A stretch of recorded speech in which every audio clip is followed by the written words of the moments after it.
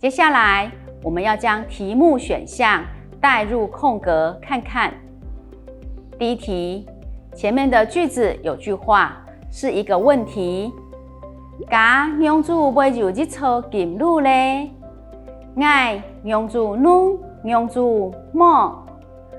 把选项一的茶带入，爱茶弄茶么？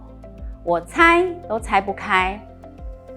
选项二，粉带入，爱粉都弄粉么？我分都分不清楚。选项三，量带入，爱量弄量么？我谅解都谅解不了。选项四，凶带入，爱凶弄凶么？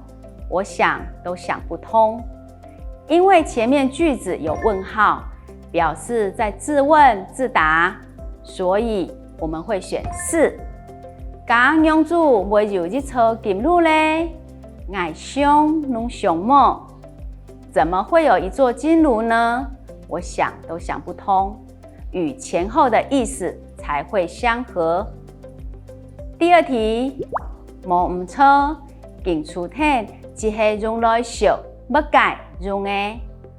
这题在讲镜自庭的功能是烧什么呢？日出子、二蚊子、三火炭、四离沙。因为我们有先了解文章的意思了，所以一看就知道要选一号出子。无唔错，镜出体只系用来烧出子用的。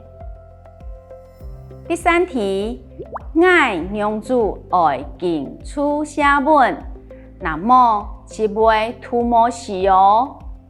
我怎样要尽字习文？